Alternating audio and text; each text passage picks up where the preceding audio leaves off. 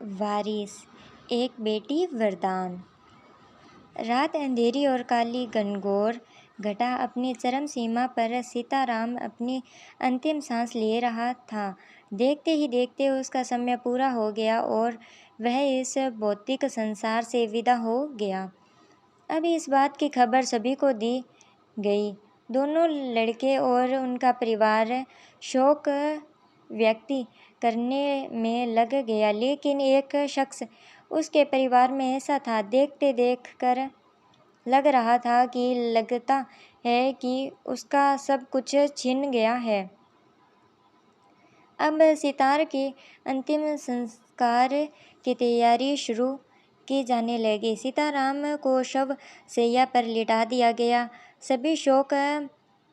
सभी लोग शोक मना रहे थे। तभी वहां अचानक एक मोटर आकर रुकी और उसमें से सूट पहनकर एक व्यक्ति बोला, मुझे सीताराम जी से डाइट है। ये बात सुनकर वहां लोगों ने कहा कि सीताराम जी अब इस दुनिया में नहीं है।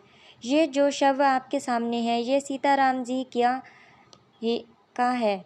इतनी बातें सुनकर वो व्यक्ति बोला, मेरे पैसे दिए बिना सीताराम जी नहीं मर सकते। सीताराम ने मुझसे 2 लाख रुपए कर्ज के लिए थे। मुझे मेरे पैसे चाहिए।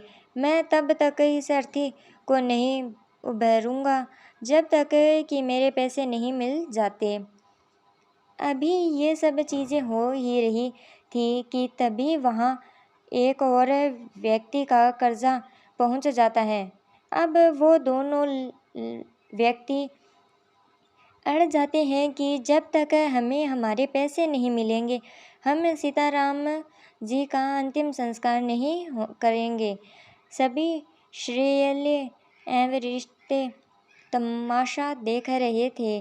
तब सीताराम के लड़कों ने कहा कि पिताजी ने हमें कभी किसी कर्ज के बारे में नहीं बताया, इसीलिए हम कर्ज क्यों दें। बेटी की यह बात सुनकर सभी रिश्तेदार ने भी अपना पल्ला झाड़ लिया कि जब सूरज ही नहीं दे रहे तो हम क्या कह सकते हैं।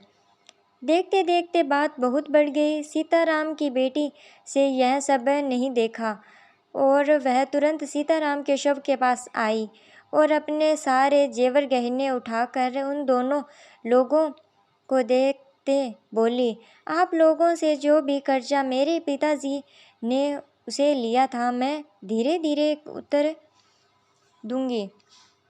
फिर भी आप मेरे सभी जुए ले गए और मेरे पिताजी का अंतिम संस्कार दें।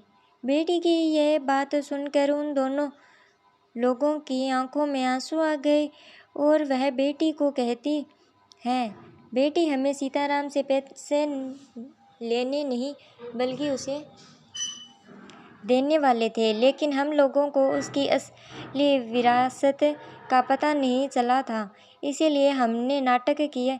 ऐसा किया, हो सके तो बेटी मुझे माफ़ कर दो। ऐसा बोलते हुए दोनों लोगों ने पूरी रकम उस बेटी को देते हुए कहा, बेटी, तुम ही सीताराम की असली वारिस हो।